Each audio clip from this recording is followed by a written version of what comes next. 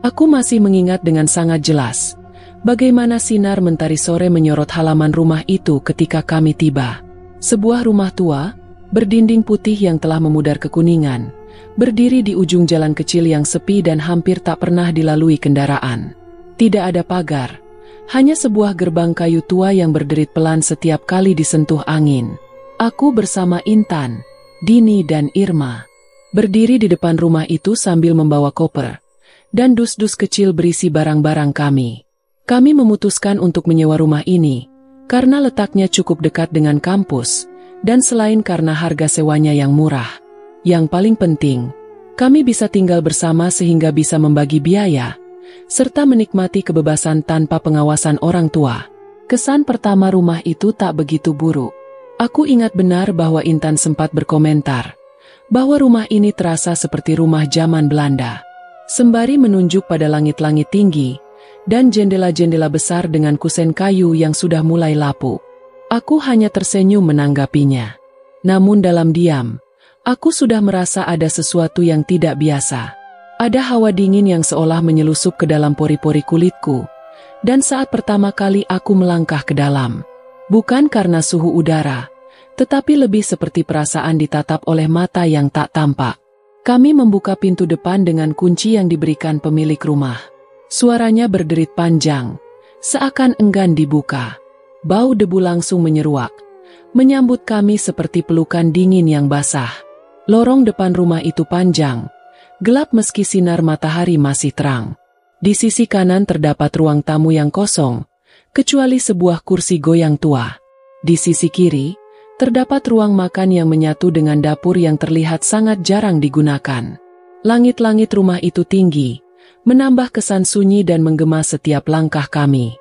Aku menengok ke atas, memandangi satu lampu gantung tua yang menggantung diam di tengah lorong, berdebu dan seakan menggantungkan rahasia yang tak ingin terungkap.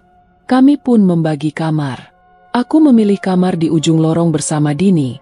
Intan dan Irma mengambil kamar di sebelahnya. Kamarku cukup luas, namun dindingnya penuh noda air yang membentuk pola aneh, seperti akar-akar pohon. Aku sempat menyentuh salah satu noda itu dan mendapati jari-jariku dingin, seperti menyentuh kulit yang baru saja ditinggalkan rohnya. Malam pertama kami lalui dengan tertawa, menata barang-barang, membicarakan jadwal kuliah, dan menonton film bersama di ruang tamu. Rumah itu, setidaknya di malam pertama, tidak menunjukkan tanda-tanda apapun selain kesunyian biasa. Tetapi di dalam hatiku, ada suara kecil yang berbisik, rumah ini menyimpan sesuatu. Sesuatu yang sangat lama terkubur dan kini mulai terbangun kembali. Aku tak pernah menyampaikan firasat itu kepada siapapun malam itu. Karena mungkin, aku pun belum yakin dengan ketakutanku sendiri. Namun satu hal yang aku yakini sejak pertama kali menginjakkan kaki di sana, tempat ini pernah menjadi saksi sesuatu yang kelam. Dan malam demi malam, akan membuktikan kebenaran itu padaku. Malam ketiga dimulai dengan suasana yang berbeda. Langit mendung sejak sore hari, dengan hujan turun rintik-rintik menciptakan irama melankolis di atas rumah. Angin bertiup lembut namun membawa hawa yang aneh, seolah menghembuskan bisikan yang hanya bisa didengar oleh mereka yang benar-benar memperhatikan. Aku sedang berbaring di kamar, dengan lampu yang redup, menyala di sudut ruangan. Dini di sebelahku sudah tertidur dengan nafasnya teratur. Sementara itu mataku belum bisa terpejam. Ada kegelisahan yang mengendap, seperti kabut yang enggan sirna dari permukaan kaca. Aku mencoba membaca buku, namun setiap kata terasa hambar, tidak bisa kuserap ke dalam kepala. Saat jam menunjuk pukul 2 dini hari, tiba-tiba ku dengar suara seperti sesuatu jatuh di lantai ruang tengah. Bukan benda keras, lebih mirip suara langkah kaki yang berat, menyeret perlahan dengan teratur. Aku menahan napas. Mungkin itu Intan atau Irma pikirku. Tapi langkah itu terdengar terlalu lambat bahkan terlalu berat. Seperti milik seseorang yang tak memiliki kekuatan, atau tak memiliki daging. Aku terduduk dengan tubuhku yang mulai terasa berat, seperti terikat sesuatu yang tak kasat mata. Namun aku mencoba menepis perasaan itu. Dengan perlahan, kuintip dari balik pintu kamar yang sedikit terbuka. Koridor yang tampak kosong dan gelap. Hanya ada lampu kecil di ujung lorong, seolah hidup dan mati dalam ritme aneh. Lalu aku melihatnya. Bayangan hitam berdiri diam di depan kamar Intan dan Irma. Ia tidak bergerak dan tidak juga mengeluarkan suara. Hanya berdiri seolah mengawasi. Bentuknya menyerupai tubuh manusia, namun lebih tinggi, lebih kurus dan lebih gelap dari bayangan biasa. Tak ada wajah, tak ada detail. Hanya siluet hitam pekat, seperti lubang yang menyerap cahaya. Aku membeku tak mampu berpaling dan tak bisa bersuara. Dalam hati, aku memohon agar itu hanya ilusi dari pantulan cahaya. Namun saat bayangan itu perlahan mengarahkan kepalanya ke arahku. Kepala itu tanpa wajah dan mata. Namun aku bisa merasakan sorot matanya menusuk ke dalam jiwaku. Aku tahu itu nyata. Tiba-tiba pintu kamar Intan terbuka. Tapi tidak sepenuhnya terbuka. Hanya sedikit. Dan cukup untuk menimbulkan derit panjang yang mengiris telinga. Bayangan itu menghilang seketika. Seperti lenyap hilang ditelan oleh dinding rumah. Aku tetap terdiam. Tak berani melangkah. Dini masih tertidur. Tak menyadari apapun. Aku kembali ke tempat tidur perlahan. Berusaha menenangkan diri. Tapi saat aku berbaring, aku mendengar bisikan dari sudut kamar. Bisikan lirih suara perempuan. Suaranya serak, namun manis. Seperti nyanyian pengantar tidur yang dibisikkan dari dalam tanah. Aku menutup telinga dan merapatkan selimut. Tapi suara itu tetap menyelinap masuk, seolah berasal dari dalam kepalaku sendiri. Esok paginya, aku tidak menceritakan apapun kepada yang lain. Mereka tampak ceria, bercanda sambil menikmati sarapan. Aku mencoba ikut tertawa. Namun bayangan malam itu masih membekas di pelupuk mata. Ketika kulirik ke arah kursi goyang di ruang tamu, aku menyadari posisi kursi itu telah berubah. Ada seseorang atau sesuatu telah mendudukinya semalam. Dan aku mulai sadar, malam ketiga adalah awal, bukan dari puncak teror yang akan kami alami. Rumah ini belum menunjukkan wajah aslinya. Belum sepenuhnya bangun, tapi ia sudah mulai berbicara melalui bisikan dan kesunyian yang mencekam. Aku hanya bisa menunggu, karena aku tahu di malam berikutnya akan membawa sesuatu yang jauh lebih mengerikan. Hari-hari di rumah itu terasa seperti berjalan di lorong waktu yang tak memiliki arah pulang. Suara-suara asing mulai terdengar semakin sering, tidak hanya di malam hari namun juga ketika langit masih terang. Rumah ini seolah tidak mengenal batas antara siang dan malam, antara yang hidup dan yang telah mati. Di hari keempat aku menyadari sesuatu yang aneh. Pintu kamar mandi belakang tidak pernah tertutup sempurna. Berkali-kali aku mencoba menutupnya, bahkan dengan mengganjalnya menggunakan ember. Namun setiap aku kembali ke sana, pintu itu selalu terbuka sedikit. Namun tetap ada celah sempit, yang cukup untuk membuat siapapun merasa sedang diawasi dari dalamnya. Aku mencoba untuk tidak terlalu memikirkannya. Namun pada malam kelima, ketika aku masuk ke kamar mandi itu sendirian, aku mendengar suara air menetes dari shower, meskipun keran dalam keadaan tertutup rapat. Dan bukan hanya suara tetesan air, ada suara lain yang menyertainya. Seperti seseorang yang menangis pelan, suara tangis yang tertahan, seolah berasal dari tenggorokan yang telah lama tak digunakan untuk bicara. Aku hanya terdiam mendengar suara itu semakin jelas. Terdengar seperti berasal dari balik dinding. Aku menempelkan telinga pada keramik yang dingin dan lembab. Dan suara itu berubah menjadi bisikan. Sebuah kalimat yang tidak utuh dalam bahasa yang aku tidak mengerti. Namun membawa makna kengerian yang bisa kurasakan dengan seluruh tubuhku. Aku berbalik dan keluar dari kamar mandi dengan terburu-buru. Ketika aku melewati lorong, aku melihat pintu ke kamar Intan yang terbuka sedikit dan dari baliknya terlihat bayangan seseorang berdiri dengan wajah menunduk. Aku coba memanggil nama Intan dengan perlahan. Lalu aku berjalan mendekat. Ketika aku membuka pintu itu lebar, kamar tersebut kosong. Tak ada siapa-siapa di sana. Intan, Irma dan Dini semuanya sedang duduk di ruang makan, sedang makan malam bersama. Aku tidak berkata apa-apa. Aku hanya duduk dan menatap nasi di piringku yang tiba-tiba terasa hambar. Ada suara langkah kaki berat dari loteng di atas kami. Padahal kami semua sedang di lantai bawah. Kami saling memandang dan mencoba tersenyum, berpura-pura tidak mendengarnya. Namun dalam hati, aku tahu yang kami dengar bukan hanya suara, Itu adalah panggilan. Malam ketujuh pintu kamar mandi itu kembali terbuka. Kali ini lebih lebar. Dan di lantainya, ada jejak lumpur seperti telapak kaki yang melangkah masuk, namun tidak ada jejak keluar.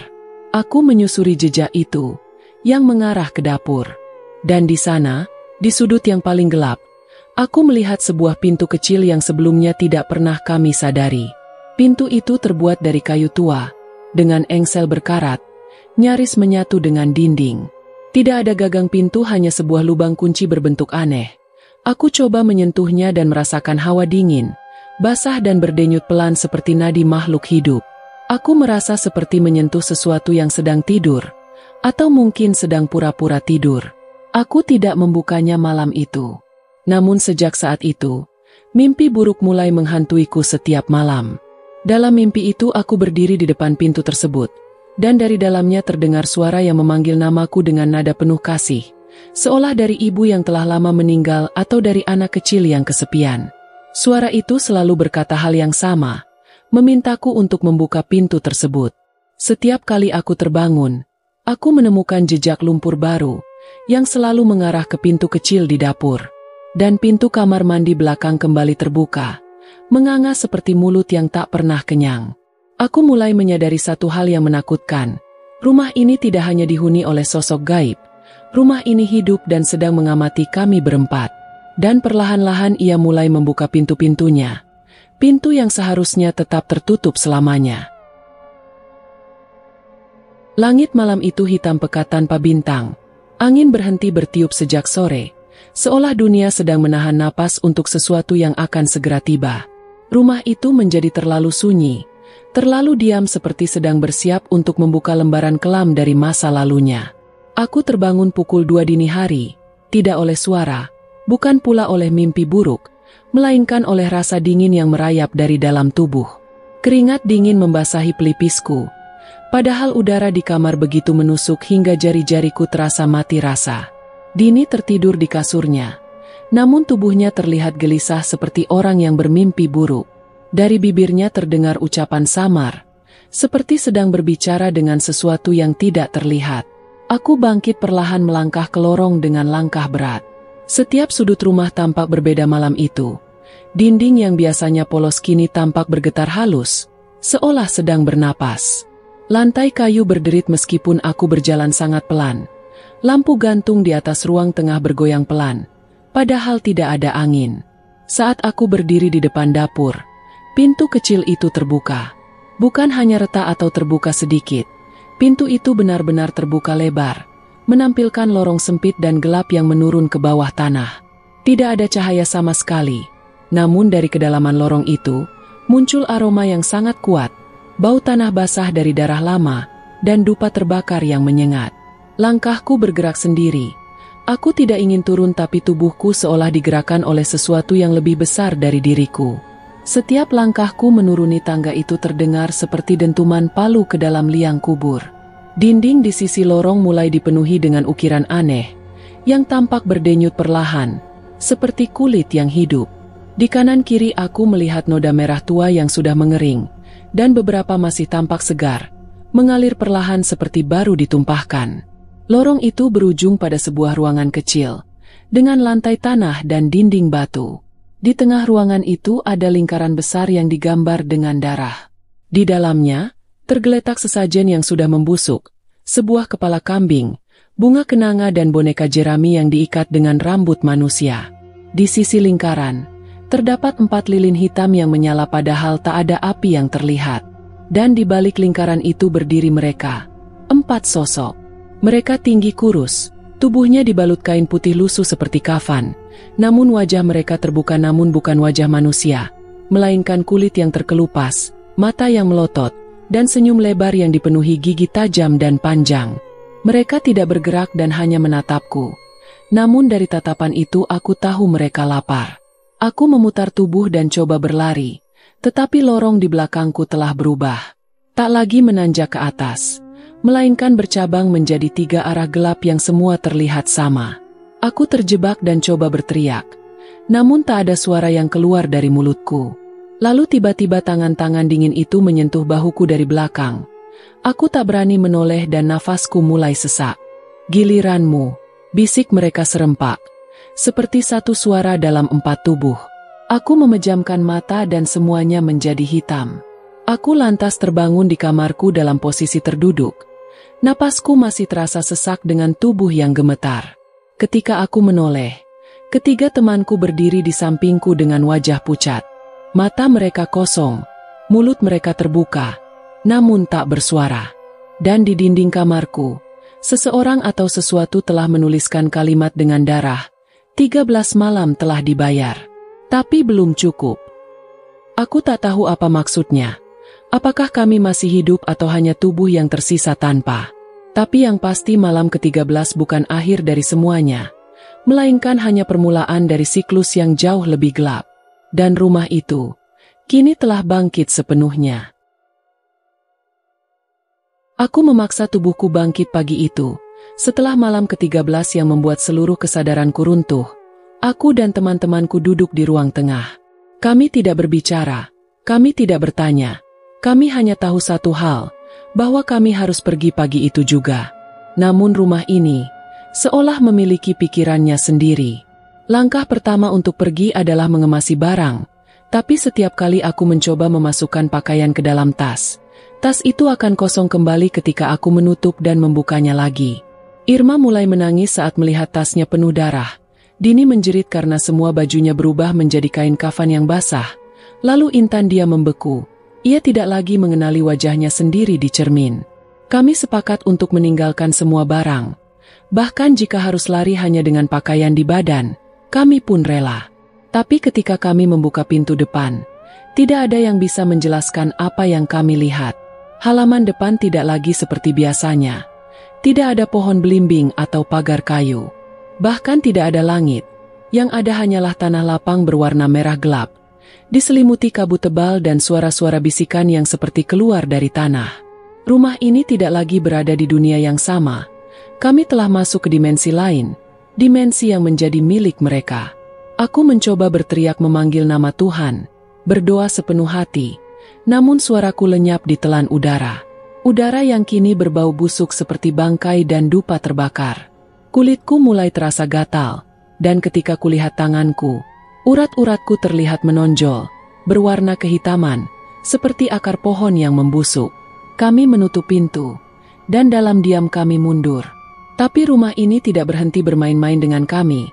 Di dinding muncul lukisan keluarga yang wajahnya kabur, namun tubuh mereka berdiri di dalam lingkaran ritual.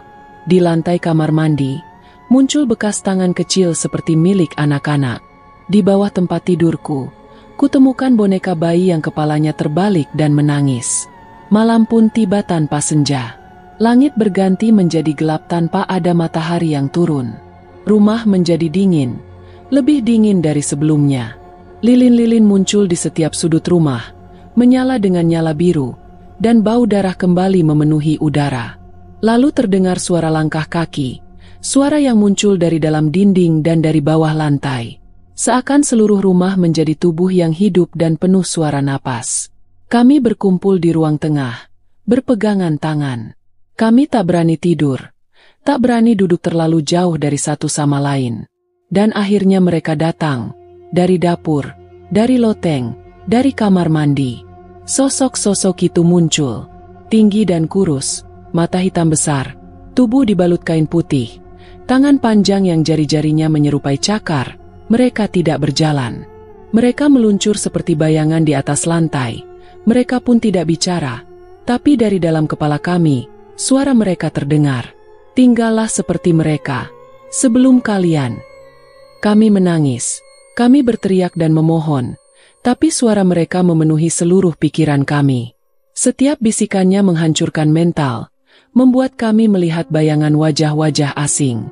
Nampak seorang anak yang terbujur kaku dalam ritual, seorang istri yang dikorbankan oleh suaminya, seorang pria tua yang memakan benda mengerikan demi memperpanjang perjanjian pesugihan.